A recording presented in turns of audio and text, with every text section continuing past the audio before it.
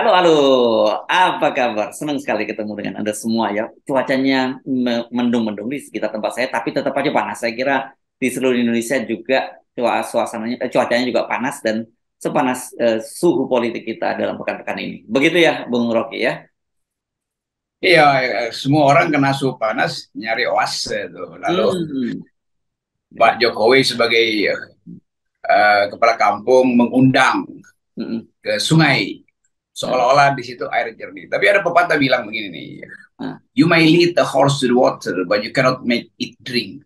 Anda boleh menggiring Ah. kuda-kuda ke tepi sungai, tapi Anda nggak bisa paksa mereka minum kalau Ah. mereka nggak haus itu.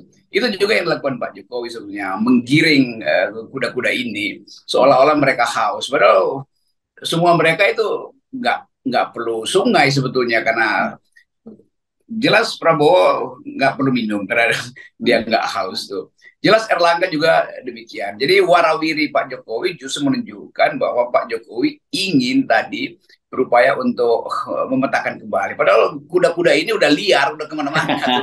Itu soalnya tuh. Hmm. Ya, ya, ya. Oke, jadi ini kelihatannya semacam apa ya? Upaya terakhir lah di balik Pak Jokowi tetap mencoba apa menunjukkan kendalinya kan gitu kan dan kelihatan berarti seperti ada dugaan dari teman-teman di P3 ya katanya mungkin kemungkinan Pak Jokowi akan menawarkan kembali kepada Pak Prabowo untuk sebagai calon wakil presidennya dari Pak Ganjar Pranowo begitu ya. Dan ini kan tetap aja kalau ini bisa terbentuk ya Pak Jokowi punya saham lagi di Ganjar Pranowo yang sudah di hostile takeover oleh Bu Mega. Tapi kan sekarang ini Pak Prabowo sedang PD-PD-nya begitu ya. Yang kemarin jawab kan partai saya udah agak besar sekarang kata dia gitu dan mandat saya adalah jadi calon presiden dan kebetulan kalau orang tentu orang yang senang-senang survei, meskipun survei itu bisa diutak-atik seperti kata Ibu Mega juga, sekarang katanya sih suara Pak Prabowo itu lebih lebih tinggi dari Ganjar begitu dan masuk akal gitu. Maksud saya selama Ganjar tidak didukung oleh Pak Jokowi ya tidak suara dia nggak akan dapat suara lebih besar dari PDIP kan gitu ya Bung Rok ya. Jadi Pak Jokowi ini mengalami delirium itu, semacam sakit jiwa yang lumpuh untuk bicara, tetapi ambisi masih ada itu. Dan itu sepertinya mau menegakkan benang basah tuh. Ganjar kan udah benang basah. Yang sebetulnya Ganjar itu punya potensi bagus betul kalau ada di dalam wilayah Pak Jokowi. Tapi begitu dipindahkan ke Ibu Mega, ya semua orang merasa kalau begitu Ganjar bisa dipindah-pindahin dong. Jadi apa intinya seorang leader kalau bisa digocek kiri kanan tuh. Itu psikologi publik begitu. Nah, Pak Jokowi lupa bahwa begitu diasuh oleh Ibu Mega, maka seluruh kemampuan Ibu Mega akan dia kerahkan tuh. Jadi Pak Jokowi nggak mungkin lagi masuk di dalam sphere of influence dari Ibu Mega tuh. Kan Mega sendiri yang bilang Jokowi Anda berhenti di sini ada petugas baru yang akan saya lanjutkan. Ya udah terima aja itu sebagai fakta kan. Tapi betul kasakusuk Pak Jokowi ya itu kayak lilin tuh yang berupaya untuk terang tiba-tiba padam. Kan lilin yang mau padam itu di ujung hidupnya dia jadi terang karena sumbunya jadi sangat besar tapi kemudian dia lenyap karena bahan lilinnya hilang. Jadi ini soalnya tuh. Nah, bagi orang semacam Erlangga ya udahlah terima terima dulu diundang segala macam. Jadi undangan ya undangan makan malam yang menunya nggak jelas mau ngapain kan. Dan tentu Pak Prabowo membaca juga bahasa tubuh Erlangga, dia baca bahasa tubuh Pak Jokowi, dia ketemu dengan Ibu Mega lalu senyum-senyum. Jadi mereka hanya saling membaca bahasa tubuh.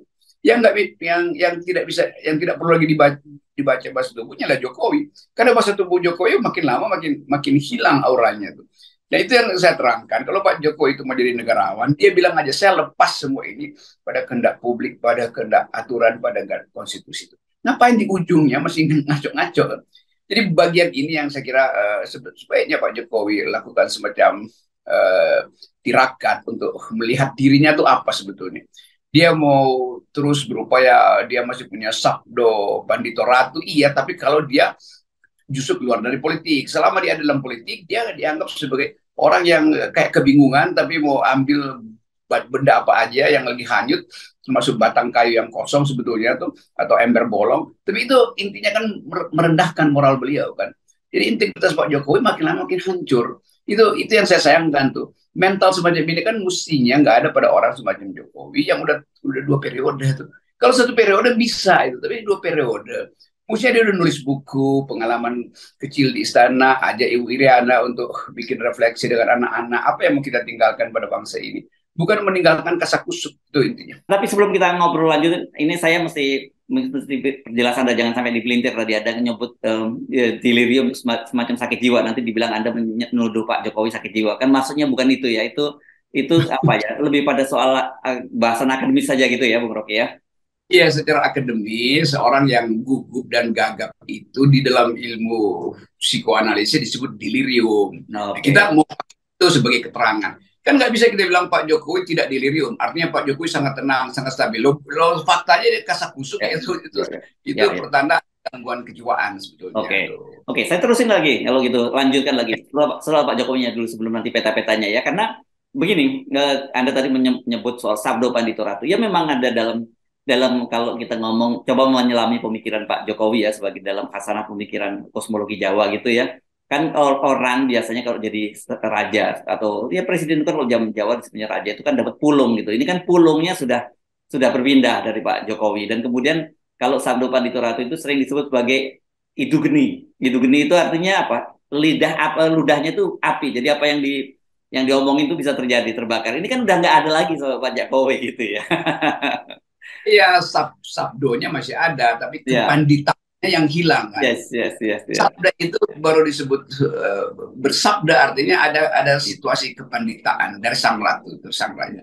Ini dia merasa dia masih raja tapi tanpa etika kepanditaan kan itu masalahnya. Jadi Hmm. sekali lagi juga buat mungkin komunitas politik Jawa merasa kenapa raja kita masih memaksa itu padahal pulungnya udah pindah itu. Hmm. Jadi itu intinya tuh. Nah, kita Hmm. mau lihat sebetulnya apalagi usaha Pak Jokowi itu kalau ini kan masih bulan September tuh pendaftaran tuh. Jadi selama 5 bulan ini mau ngapain Pak Jokowi? Kalau Hmm. dia tetap fokus pada pembangunan misalnya, mungkin masih ada yang bisa dia tinggalkan. Sekarang dia nggak tahu mau ngapain tuh. Pak Jokowi kemarin tuh fokusnya pada Elon Musk, Elon Musk, Elon Musk, Elon Musk. Ternyata ditipu Elon Musk. Hmm. Jokowi pindah fokus IKN, IKN, IKN, IKN. Akhirnya menterinya sendiri bilang nggak akan ada investor masuk Ya, ke ya, ya, IKN ya, ya. Ya. karena soal apa namanya regulasi. Bagaimana Hmm. mungkin IKN udah ditetapkan sementara tanahnya belum beresin kan? Kan itu Ya. juga ambisi yang ngaco. Jadi Hmm. ini Pak Jokowi semacam ingin membuat menara Babel. Ya, Dia ya, punya ya. ambisi untuk pergi ke atas langit itu, sementara di bawahnya nggak ada komunikasi yang baik di Ya, antara para pekerja menara Babel, maka saling mengucapkan hal yang akhirnya menara Babelnya runtuh kan.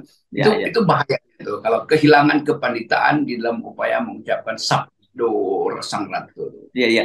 Iya, iya. Soal IKN tadi saya juga agak terheran-heran ya. Kan kemarin pekan lalu kita bahas ya bahwa Pak, kenapa ya Pak Menteri PUPR kok bicara semacam itu? Dan kemarin diulang lagi gitu pernyataan dari Pak ini bahwa kita sekarang cuma bahasanya agak lebih berbeda bahwa investasi berbagai dan sekarang semua mengandalkan APBN. Apa saya lagi mikir-mikir apakah ini praconditioning atau ini sebenarnya sedang menyiapkan semacam emergency exit atau skoci karena ini kan orang yang paling dekat dengan Pak Jokowi ini kepercayaan Pak Jokowi Menteri PUPR ini ya dan kedua apakah ini praconditioning untuk juga akhirnya menggunakan APBN gitu seperti juga kereta cepat gitu karena ya itu tadi dengan alasan bahwa kesinambungan pembangunan harus dilanjutkan dan tidak ada investor yang masuk gitu. Itu artinya di kalangan kabinet udah mengalami demoralisasi. Dan semua orang tahu bahwa dari awal kita bilang Pak Jokowi itu berbohong soal IKN. Tapi kan semua orang mengeluhkan dia gitu, bahwa kabinet bilang nggak itu bisa bahlil lah segala macam. Ini bisa kita. Ternyata memang nggak bisa kan itu. Jadi seorang menteri yang dulu udah kita duga satu menteri pasti akan mengatakan ini nggak mungkin lagi. Nah Pak Jokowi itu masuk dalam jebakan apa namanya self fulfilling prophecy itu. Jadi yang dia ucapkan seolah akan terjadi itu. Hmm. Tapi sebetulnya kan secara gampang kita bisa baca pikiran dunia juga menganggap ini Jokowi ngapain. Joe Biden berkali-kali memberi sinyal ini buat apa IKN itu tuh dan minta tolong saya untuk jadi calo di luar negeri untuk pinjaman bilateral atau multilateral atau antar lembaga keuangan. Kayak itu nggak jalan tuh. Semua bank yang dari SoftBank segala macam itu investor dari Timur Tengah nggak ada yang masuk kan. Hmm. Jadi sebetulnya tipu-tipu dari kalangan dekat Pak Jokowi yang ingin mengeluk-elukkan Pak Jokowi terus itu bahayanya tuh. Hmm. Bahaya kalau feodalisme ada di dalam sebuah kabinet, akibatnya keputusan rasional nggak bisa dibuat. Ya, iya, iya, iya. Nah, oke. Dan kan kita tetap saja berpikir bahwa kenapa Pak Jokowi ingin cawe-cawe terus, bahkan kalau bisa tetap mengatur siapa yang akan jadi presiden, the next presiden itu saya kira salah satunya itu bukan hanya IKN ya, salah satunya adalah IKN yang dianggap nanti akan jadi semacam legacy dari Pak Jokowi itu. Dan mungkin Pak Jokowi membayangkan selain dari sisi Pak Jokowi sendiri ya, nanti one day ketika itu ibu kota baru datang itu sampai berapa ratus tahun yang akan datang akan dikenang, oh ini warisan Pak Jokowi gitu, di luar bahwa juga ada kepentingan-kepentingan dari oligarki yang tetap ingin agar proyek itu dilanjutkan kan. Saya bayangin berapa tahun lalu Pak Jokowi ngeledek Hmm. Pak SBY dengan datang ke Hambalang yang mangkrak kan. Iya, iya, iya, iya, iya.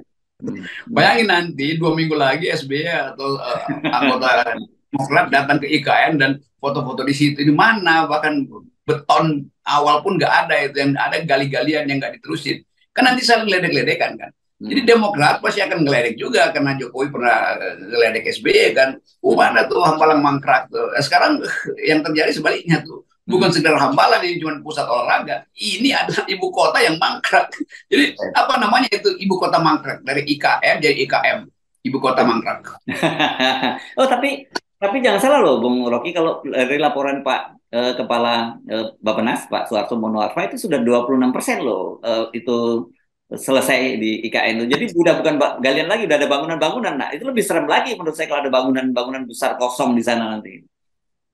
Ya itu saya tahu tuh Pak Soeharto, Bappenas dulu. Ya kalau kita dapat bocoran kan Soeharto juga bingung, ini jalan apa enggak sih Ya, sebetulnya ya, ya. proyek. Hmm, hmm, Tetapi untuk progress report kan nggak bisa dibilang dari 12% hmm, jadi 11%. Karena mesti dari ke 12, 14, 16. Lama-lama algoritma itu jalan. Tuh Jokowi mau tagih, itu berapa persen? 12 Pak. Sekarang berapa persen? 11. Nah itu masih bohong kan. hmm. Maka terpaksa Bappenas mesti tipu-tipu juga. Udah 20% sampai 24% kan.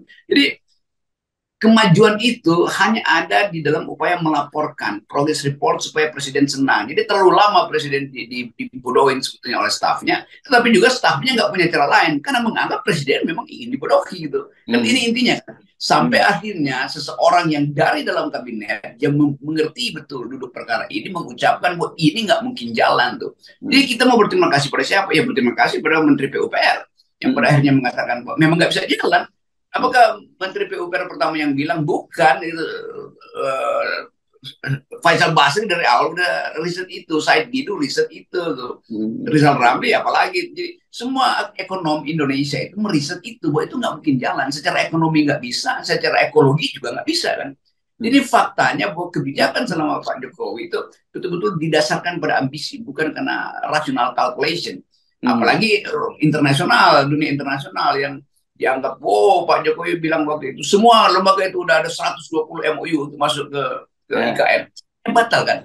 Karena ya. ada krisis ekonomi dunia tuh. Hmm. Jadi ekonomi itu harus diasuh dengan jalan pikiran, bukan dengan jalan ambisius itu. Kan Hmm. nggak mungkin APBN kita dipakai semua untuk bikin IKN, lalu kita bangkrut aja kan. Padahal hak mak-mak untuk dapat puskesmas, dapat sedikit susu atau protein buat bayinya itu lebih penting. Stunting kita itu makin tinggi, sementara Jokowi masih ambisi untuk IKN kan kontras betul tuh soalnya. Ya, ya, ya, oke. Jadi artinya sebenarnya ini boro-boro mikirin IKN ya, saya kira sekarang Pak Jokowi. Sebenarnya kita tetap kembali lagi ke yang saran kita semula. Sudahlah Pak Jokowi ya, nggak orang akan seperti Anda sebutkan, orang bangsa kita ini pemaaf kok gitu ya. Memang akan ada paling dilirik-lirik seperti Anda nanti dilirik-lirik oleh Pak SBY atau siapa gitu, oleh AHY itu. Tetapi kan Pak Jokowi beda dengan Pak SBY. Kalau Pak SBY bagaimanapun tetap punya partai, tetap dia tampil lagi ke publik dan sebagainya. Saya kira kalau Pak Jokowi kan beda. Sekarang setelah selesai dari jabatan presiden ini, Pak Jokowi pasti akan pulang kampung gitu ya. Seperti dikatakan juga oleh oleh Pak Jokowi sendiri dan juga seperti diharapkan oleh Gibran putranya gitu. Sudah rumahnya pun udah jatah negaranya dipilihnya di sana juga di Karanganyar ya, tetangga dengan Solo gitu. Ya, itu soalnya tuh. Kita bayangkan Pak Jokowi nanti akan diantar pulang, lalu Hmm. orang menganggap ya udah dalam 2 minggu nama Jokowi hilang dari peredaran. Lain SBY, dia turun sebagai presiden, partainya masih ada, maka dia Hmm. masih bisa manfaatkan itu. Nah itu pentingnya kita baca dari awal, tentu Pak Jokowi ingin juga punya peranan politik. Untuk apa? Ya untuk supaya dia masih bisa numpang di dalam isu-isu politik. Hmm. Supaya Gibran atau siapa anak-anak beliau itu masih punya potensi untuk tampil juga sebagai tokoh politik. Itu kan secara tidak langsung menunjukkan ada upaya dari Jokowi untuk bikin semacam dinasti itu.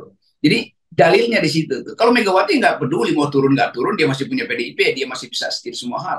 Sekarang Jokowi mau mengendalikan apa dengan alat apa itu? Itu intinya kan. Jadi setiap kali Pak Jokowi panggil partai-partai, partai-partai bilang, ya berapa lama sih? Paling 3-4 bulan lagi dia udah nggak bisa berkuasa tuh. Jadi itu intinya tuh. Kita mau kasih nasihat pada Pak Jokowi supaya lengser ke Pragon, datang baik-baik pada masyarakat sipil, minta maaf aja bahwa kemarin terlalu arogan, menghalangi oposisi, membuat negeri ini terbelah, divided by aspek-aspek religius segala macam itu.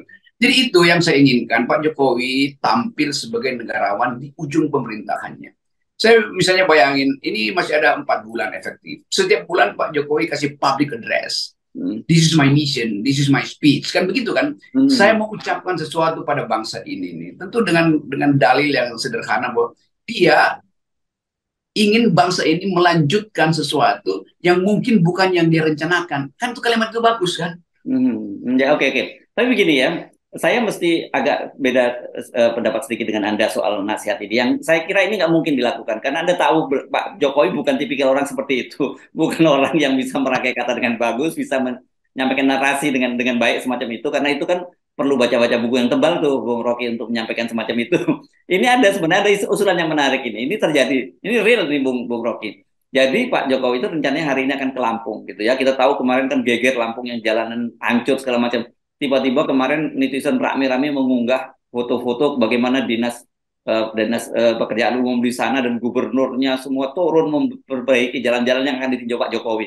Lebih baik 4 bulan ini Pak Jokowi turun aja ke daerah-daerah yang jalannya rusak dan itu diperbaiki, dan orang kan berterima kasih pada Pak Jokowi. Itu lebih konkret, Bung Rocky, cocok dengan Pak Jokowi.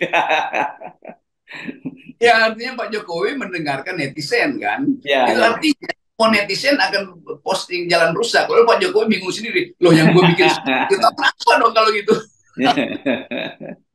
Kalau 1 2 iya, tapi kalau Pak Jokowi layani itu artinya orang simpulkan berarti Pak Jokowi tidak membangun apa-apa karena selama 7 tahun netizen motret semua jalan bolong itu. Dia mungkin bisa motret juga kereta api cepat Jakarta Bandung itu yang pasti mangkrak juga tuh. Jadi hal-hal semacam itu yang ya udah, karena itu saya bypass dengan mengusulkan seolah-olah saya paham bahwa Jokowi bisa tampil sebagai ya pemikir kita. Tapi ya udahlah, kadang-kadang saya memaksakan usulan. Anda overestimate itu kalau kayak gitu. kita mungkin mulai meredupkan volume untuk memberi kritik pada Pak Jokowi. Karena kalau volumenya terlalu keras juga ya akhirnya Pak Jokowi udahlah dia nggak dengar apa-apa. Kita redupkan sedikit dengan mengucapkan Pak Jokowi selamat jalan untuk masuk dalam wilayah baru, yaitu wilayah Kasunyatan gitu kan. Dan di situ memang sepi, tapi tetap ada situasi Sangkan Peraning Buani. Tapi tetap saja bisa jadi lesson learn gitu ya. Kita bisa belajar dari kasus ini dan harusnya bangsa ini juga belajar jangan mengulang lagi gitu ya. Pilihan presiden itu betul-betul seperti yang kita sodorkan selalu bukan hanya karena elektabilitas, bukan hanya karena kemudian popularitas. Nggak cukup bangsa yang besar seperti ini hanya dipimpin oleh seorang presiden dengan model elektabilitas dan popularitas yang dibangun oleh realitas semu gitu ya di media sosial apalagi sekarang ini. Nah itu realitas semu itu tanggung jawab lembaga-lembaga survei. Jadi kita ingin tetap intellectuality, ethicability itu jadi seluruh dunia bicara soal itu sekarang. Dan seorang yang ingin tampil sebagai pemimpin dia mesti bebas dari defect ethicability, nggak pernah korupsi, punya kemampuan untuk menghasilkan konsep, cuma itu kan dasarnya kan. Setelah itu baru kita elektabilitasnya. Tapi kalau potensi seorang kita merasa iya dia mau tampil sebagai pejabat publik, iya, tapi catatan di KPK panjang betul kan, daftar yang korupsi yang dia lakukan itu panjang betul tuh. Kemampuan dia untuk mengucapkan konsep, untuk bertanding dengan pemimpin di Asia itu nggak ada kan. Jadi ini yang kita inginkan ke depan. Jadi oke lah 2024 boleh kita lakukan pemilihan umum, tapi dengan basis etik yang kuat dan basis intellectuality yang bagus. Yes, oke. Baik, terima kasih Bung Rocky. Dan tetap 0% ya. Yes. Ya, ini semua dimulainya di sini kekonyolan. Oke. Thank you.